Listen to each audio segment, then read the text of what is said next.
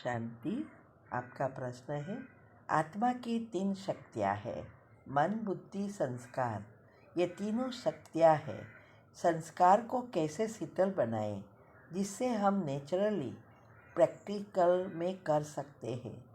उत्तर है, देखो, संस्कार कैसे बनता है? हमारे मन के विचारों से। जैसे विचार वैसे ही संस्कार बनते जाते हैं। तो हमें बदलना क्या है? विचारों को। तो अगर संस्कार को शीतल बनाना है तो वो हम अभी तक हम जो करते आए, शरीर के बारे में ही, माना 5 तत्वों की चीज़ों के बारे में ही सब सोचते हैं, तो वही हमारे संस्कार बनते जाते हैं, विकार बढ़ते हैं, विकर्म बढ़ते हैं, क्योंकि अवगुण बाहर आते हैं। तो उसके बदले हमें अगर आत्मा का चिंतन करते हैं, आत्मा की जो गुणों का चिंतन करते हैं, योग लगाते हैं, ऊपर से बस सारा दिन जो मैंने अच्छी अवस्था बनाने की जो विधि बताई है, वो विधि अगर एक्यूरेट फॉलो करेंगे तो आपके सब संस्कार शीतल हो जाएंगे। शीतल होने का अर्थ क्या है? हमारे 5 विकार खत्म हो जाएगा तो ऑटोमेटिक आपके गुण एक्टिव होंगे। गुण एक्टिव होना ही शीतलता लाना है। तो हमारे अंदर जैसे विचारों से ये अवगुण बने, वैसे अभी हमें आत्मा के विचार से गुण में ट्रांसफ़र करना है।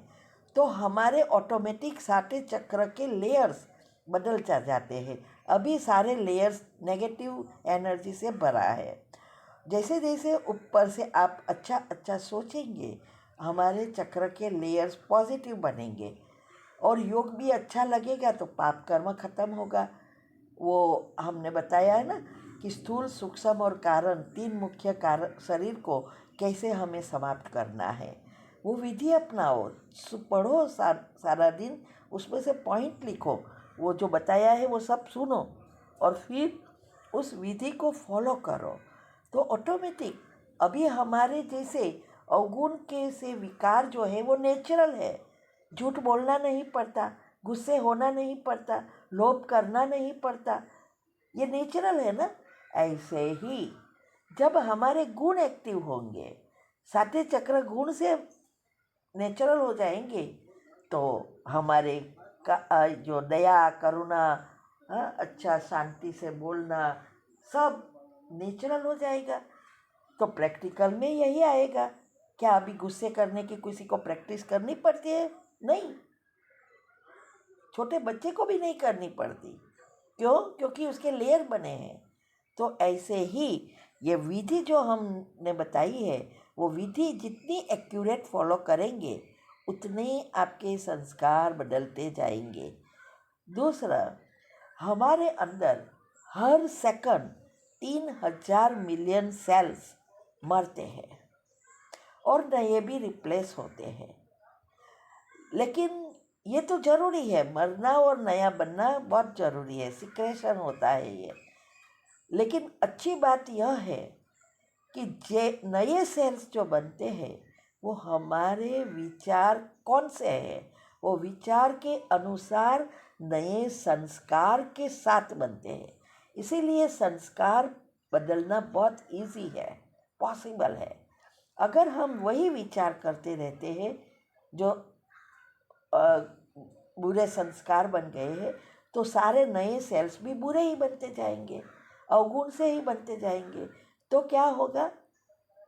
वो घट्ट होते जाएंगे और स्थूल में कर्म के रूप में बाहर आएंगे। तो हमें यहाँ बुरे संस्कार या अवगुणों को ख़त्म करने की मेहनत नहीं है, ऊपर से अच्छा भरना है, माना सोचना है।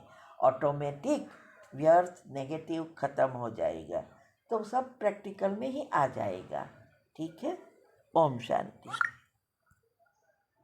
ओम शांति। आपका प्रश्न है, अभी विनाश होने में 4-5 साल ही बाकी है, फिर इतने बड़े बड़े सेंटर क्यों बना रहे हैं? ये सभी एक कैसे काम में आएंगे, इनसे कैसे सेवा होगी? उत्तर है, देखो, विनाश कब होगा वो तो किसी को भी पता नहीं है।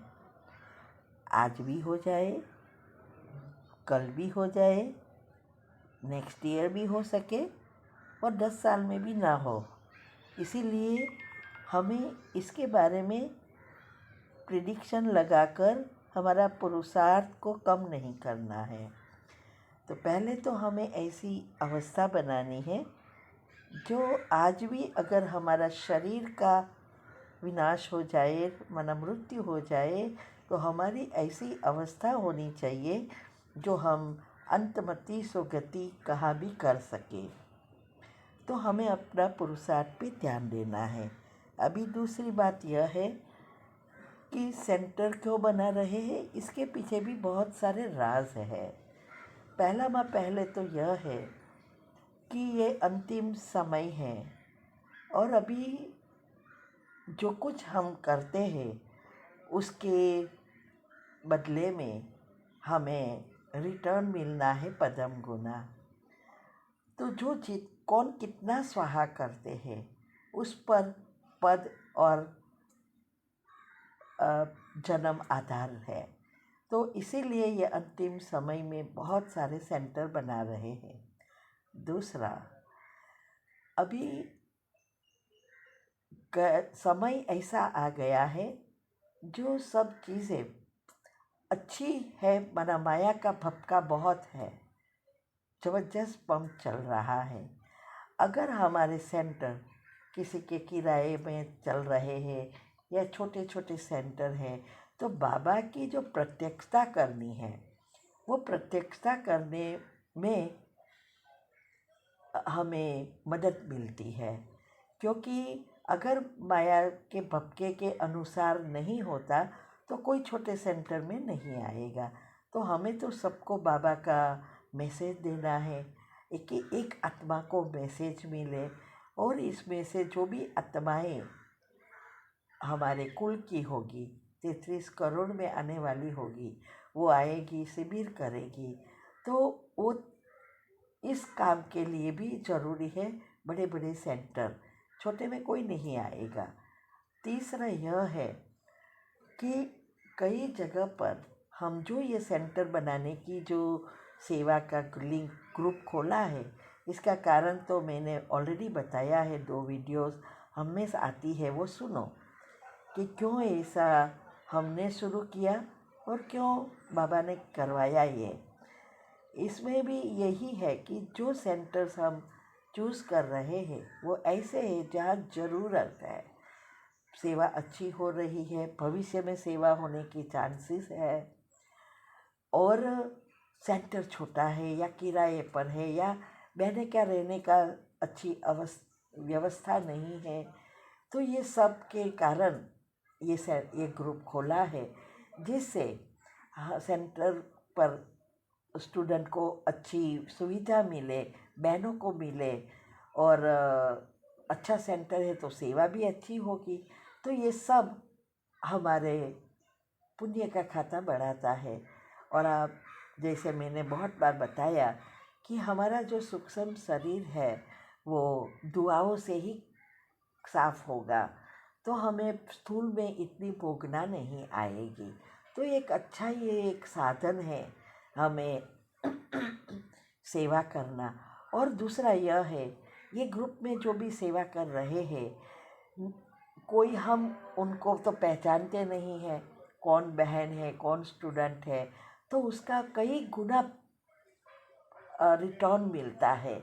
इसीलिए कहावत है ना कि दान ऐसा होना चाहिए जो राइट हाथ से दान करो तो लेफ्ट को भी पता ना चले, इसको दान कहा जाता है। तो ये ऐसा है, तो इसके लिए भी है।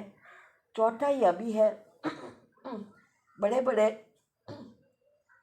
अगर सेंटर बनाए और वहाँ सेवा ना होए तो उसका भी बोझ सेंटर वालों को भी चढ़ता है।